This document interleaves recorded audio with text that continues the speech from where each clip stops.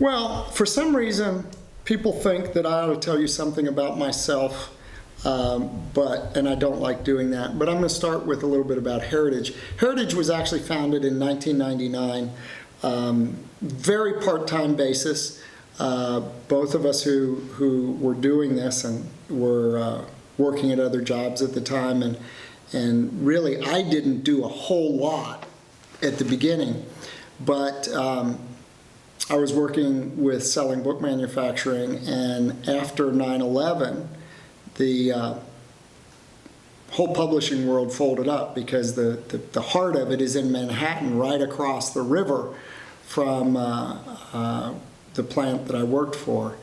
And I couldn't get in to see anybody anymore, and I eventually lost my job. It was amicable, but there was just no business. The rest of the country followed the lead of what was going on in Manhattan.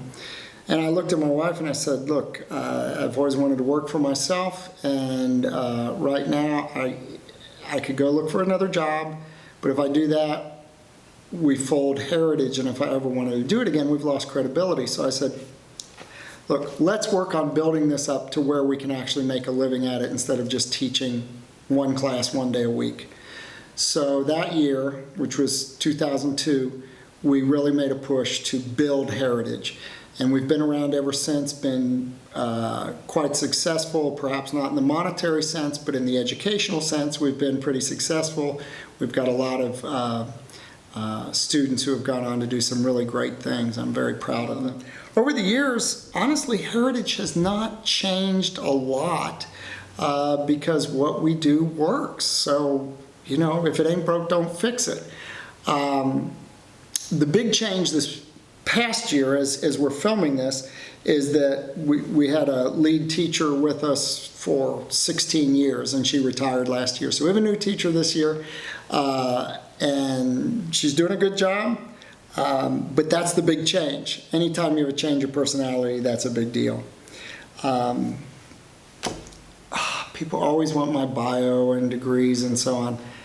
I can't talk about my degrees because I only have one of them. I was an English literature major, broke my dad's heart. He wanted me to be a lawyer or a doctor. I don't like other people's blood, so doctor was out.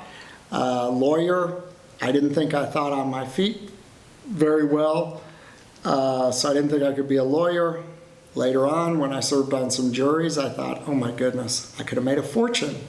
But anyway, I became an English major because I had thought, at the age of 12, I thought I wrote off Christianity, that it didn't have anything to offer for me. I'd gotten interested in spiritual things, but the particular church I was going to just was not satisfying, and I didn't realize till years later what I rejected was not Christianity, but a caricature of Christianity.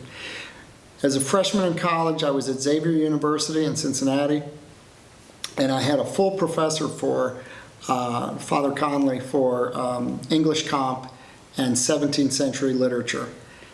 And he's a godly man, and he introduced me to literature that helped me to realize that maybe I had misunderstood Christianity and got me thinking about it. I didn't become a Christian immediately. That was a couple years later.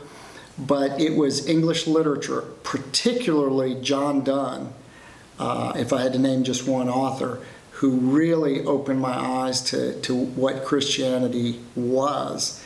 And so, and also made me pretty uncomfortable with where I was, which is a good thing, and helped me to look into it more. Although I will say I fought against Christianity right up to the day I became a Christian. Funny how God works, isn't it? Favorite book? I hate that question. I'm a reader. I am what I call intellectually omnivorous. I like to read everything. I like to read philosophy. I like to read theology. I like to read history. I love to read history. From the time they let me out of Dick and Jane, which is what they used to teach reading from, I've been reading history. Novels are great. Love The Lord of the Rings. Tolkien created a whole world, including languages. Brilliant work. And wrote some amazing sentences. And I love to teach students to pay attention to great sentences. It helps them in their writing. And he's got some really great sentences in there as well, and makes you care about the characters. But, I like Ernest Hemingway. His worldview is bankrupt, but his writing is amazing. And so I guess I'd say I have a love-hate relationship with Ernest Hemingway. So, no one favorite book. My favorite thing is books. Well, this is assuming I have spare time when you ask the question about what I like to do in my spare time. Typically, during the school year, it's not unusual for me to be working till 9 o'clock at night, almost every night. So, especially when there are research papers to grade. But I love soccer, especially Liverpool Football Club, established 1892. I like sports, not just soccer, but I really don't have time to follow much, so I follow Liverpool and I can't even keep up with them. I played soccer. I started playing soccer before hardly anybody played it, and heaven forbid I should take a sport everybody knew, like football, baseball, basketball. No, I had to do soccer when nobody was playing it. So I have played until just a few years ago when I injured my knee. I kept playing. Love that. Used to do some fencing, but that's how I injured my knee. I forget what the question was now, but what I really wanted to do when I was growing up was drive racing cars. And so I went to racing school 2 days after I got out of high school, went up to Canada and went to Jim Russell Racing School, where I was offered a job, and I didn't take it because my dad was insisting I go to college. So I picked my first college for all the wrong reasons. They had a racing team. But then I didn't get along with the manager, so I never raced with them. And instead, Father Conley taught me about John Donne. When we first started our Watkinsville campus, one girl was enrolled as a freshman who clearly didn't want to be at Heritage. She glared at me for 4 years until she graduated. And then she went to college. 2 months into her freshman year of college, she called her mom and said, "Mom, don't you dare tell Mr. Meents this." So, of course, her mom told me this. And her mom said, "Well, what is it?" "Well, today, my English professor read 2 of my papers aloud in class, then set them down on his desk and looked at the class and said, 'Can you find anything wrong with those 2 papers?'"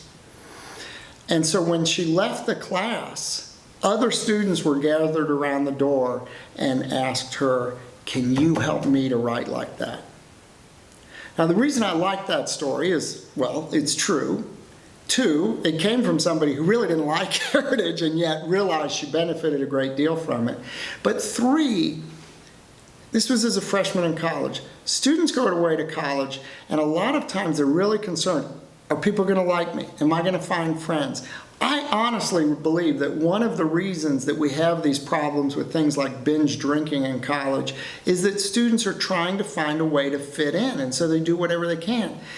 This girl, on the other hand, after that event, had her pick of friends. Everybody wanted to be her friend. And so she didn't have to impress people. Not that she was a drinker, but she didn't have to try to impress people that way. Our students generally go to college and are very confident in their work. And another student go to the Air Force Academy. As a freshman cadet, she had senior cadets coming to her and saying, "Can you edit my paper? And oh, by the way, I'll bring you some Chick-fil-A if you want." Which, since she was far away from Georgia and longing for Chick-fil-A, that was a great treat. But I think it's impressive that the seniors were coming to her and asking her to help her edit her papers, or their papers.